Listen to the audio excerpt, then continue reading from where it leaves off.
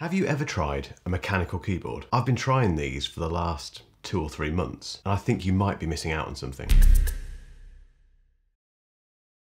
Welcome back to Ellis Reviews, and thank you as always for subscribing. If you haven't, click the button. Now, I'm actually quite a big fan of the classic Apple Magic keyboard. I hated the butterfly keyboard that went onto the previous generation MacBook Pros. I think most people did. However, recently I've been trying out mechanical keyboards, and if you've watched any of my videos recently, you will have undoubtedly seen several different types of keyboard in the background and in B-roll footage. And I'll be completely honest, they have revolutionized the way that I type and get stuff done. Honestly, if you haven't tried a mechanical keyboard yet, you're missing out. So in this video, I'll explain why I think they're so good, and I'll also give you 4 examples of mechanical keyboards, one of which might catch your eye. So what is a mechanical keyboard? Well, you could argue, to be honest, that the Apple Magic Keyboard is mechanical because it has switches, and beneath the switches there are mechanical components. But PC Mag defines mechanical keyboards as physical keyboards which use an individual spring and switch for each key. So basically, beneath each of these keys, there is a switch, and one of the great things about mechanical keyboards is that you can very easily remove the keys, remove the switches, replace them, and you can get different types of switches and keys and all sorts of things. But they're very mechanical, and they sound very mechanical too. For me, and I guess probably a lot of people really, mechanical keyboards remind me of school. They remind me of those great big old grey, this shows my age here, but those great big old hunking clunky keyboards that you used to use. Back then, no one cared about them. But now, as we have got into more slimline keyboards and laptop keyboards which have very, very limited key travel, mechanical keyboards offer a bit of nostalgia, which for me has completely, like I say, revolutionized the way that I'm working. It also takes me back to the Amiga 500 I had, again showing my age here, which I absolutely adored, and that thing holds a very special place in my heart, but that too had a mechanical keyboard. Now, a quick disclaimer before I go any further. I know nothing about mechanical keyboards.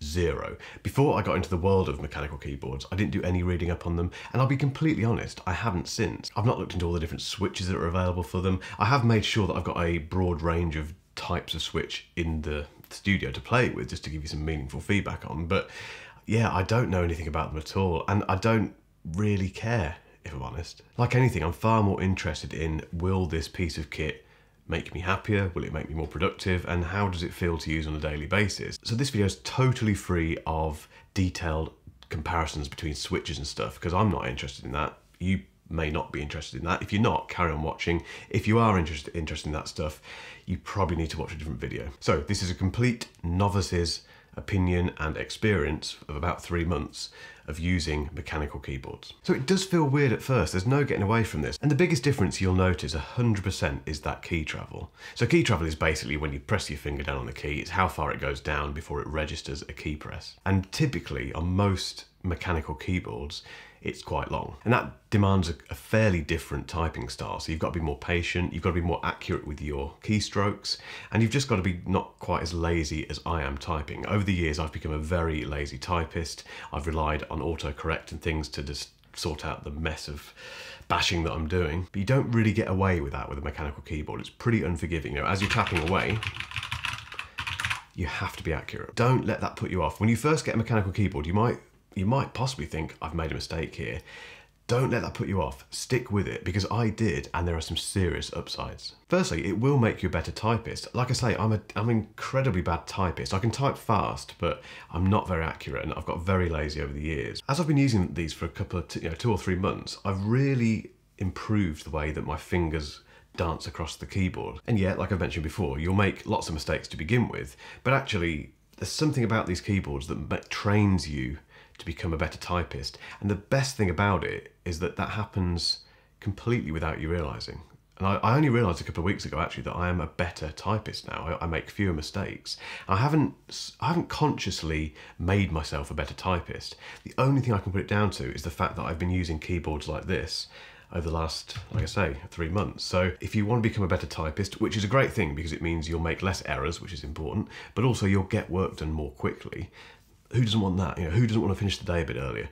Then a mechanical keyboard, I think, will make you a better typist. The sound, I will mention it again, you know, that is a mechanical keyboard. This is an Apple Magic keyboard.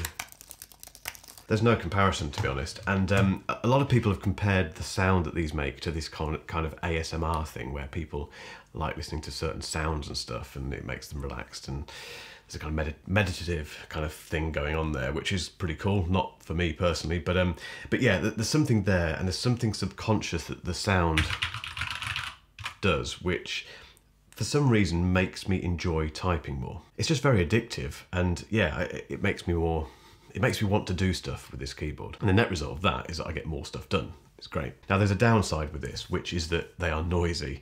These are noisy keyboards. I'll come on to that a bit later in terms of the things that I'm not keen on with mechanical keyboards. But if you work like I do in a room on your own, I think the sound that these keyboards make will actually have quite a measurable, enjoyable impact on your day. They are super reliable. I know I've not had these for long, but one thing I have done in terms of research is look into how reliable these keyboards are.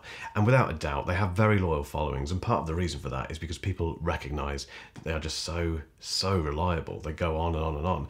And part of the reason for that is that they're very well constructed. So all of the keyboards that I've tested are solidly built, and they feel good. I'll be honest, Apple, they feel much better than your Magic Keyboard, but yeah, they just feel very solid in the hand. And the key thing, if you excuse the pun, with a mechanical keyboard is that you can use a very simple tool to just pop off the keys, and you can even replace the switches. The whole thing can be replaced. So if you ever get to a point where the T key stops working, for example, you can take it out, replace it, done. I'll be honest, I don't think you'll ever need to do that, or not for a very long time anyway, because they are just so rugged. And also, while I'm on the kind of subject of build quality, etc., they're a real head turner. So one of the most common comments I get on this channel is from people who say, "What's that keyboard you're using?" And there's a good reason for that, because I tend to feature them a lot in B-roll. It's nice to have stuff in the background which is aesthetically pleasing, and these keyboards look great.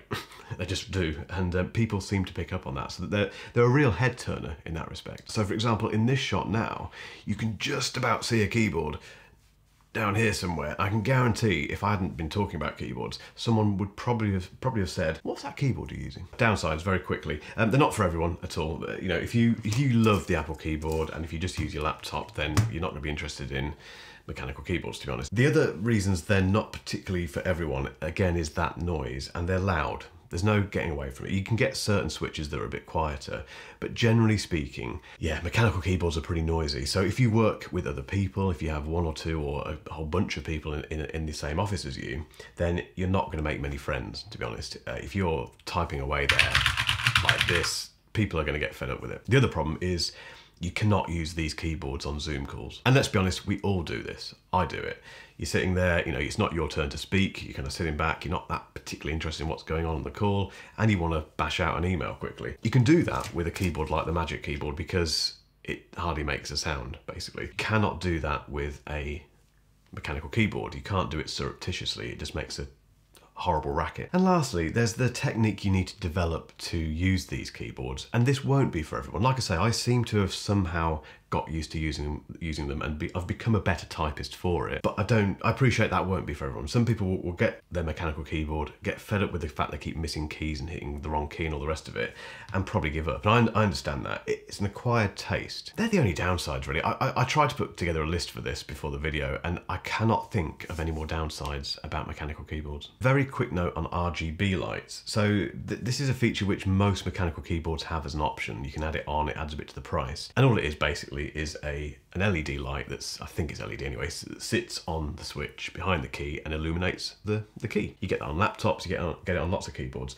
But these keyboards have what they call RGB, and that means those lights can change colour, they can flash, they can kind of do all these kind of wavy movements across the keyboard. Looks really cool, and I've used it a little bit in B-roll here and there. That's the only reason I can see it exists. It just looks cool. If there's a reason for these RGB lights, again, I've not really bothered researching this. If it's just to look cool, no problem. The one thing I have noticed with RGB lights is if you're using Bluetooth mode with these keyboards, which most people will be, yeah, it drains the battery a fair amount. I just don't understand why they have to flash like a little mini disco beneath your keyboard, but it's an option if you fancy having a fancy keyboard flashing away.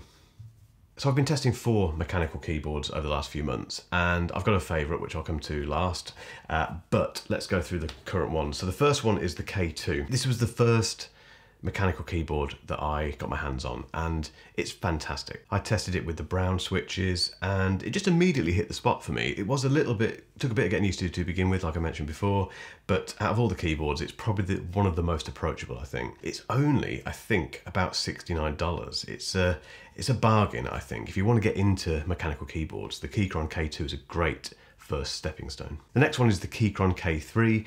This I think is available now. I'll put a link in the video description, but it's a very different keyboard to the K2. So it's got a much thinner profile. The design is so you can basically see all the inner workings of the switches. It looks really cool, but the key thing is it's a very, very small profile. You know, it looks a little bit, if I'm honest, it makes me think of this size keyboard. It's not quite as thin as that. Yeah, the K3 is definitely focused on mobility. I think it's the sort of keyboard you could potentially take out with you on the road. Now, the one that I have has red switches. It's very soft, to be honest. It's the key travel isn't quite as deep as the K2.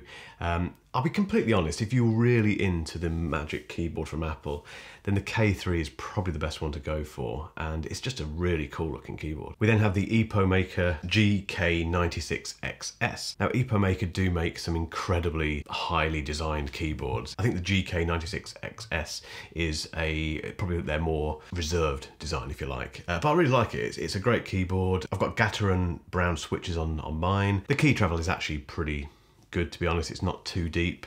It's not noisy either, actually. It's not particularly noisy keyboard. So going back to that Zoom call thing, you could probably use this one on that. But yeah, it's not bad. It's not cheap. It's $109. It does have the numeric keypad, which is quite nice. I didn't realize how much I'd missed that until recently. Yeah, it's a subtly designed, nice keyboard to use, nice and weighty, but it's not my favorite. This is the Iquinix F96. Now, I first came across this on Ali Abdal's channel, and because I'm a little bit obsessed with him, I got one myself, and it is absolutely superb.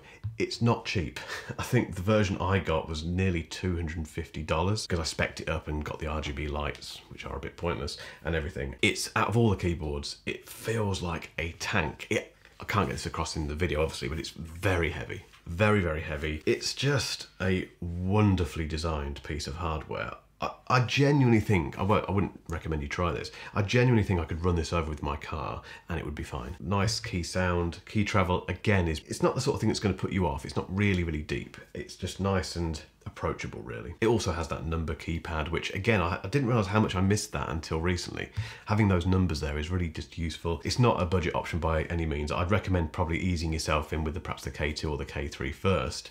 But it's, yeah, the F96 is just a premium mechanical keyboard, and it has become the one that I use the most. And on that note, of all the keyboards I have, it's the F96 on my M1 Mac Mini that I use, and it's the K3 that I use on the iMac behind me. So have I tempted you into mechanical keyboards? I'd love to know. You know, if you use a mechanical keyboard, let me know in the comments what one is your favorite. Equally, if you don't like them or if you've used them and you hate them, let us know. It's interesting to hear this stuff. Now, if you've still got some spare time, then keep watching for a link to a video I did recently about the word Pro and what that means to Apple. I'm fascinated by this topic. It's something which bothers me big time, and I do think there's something that Apple can do to make the whole Pro name a little bit less troublesome for buyers. But in the meantime, thank you as always for watching, and I will catch you on the next video.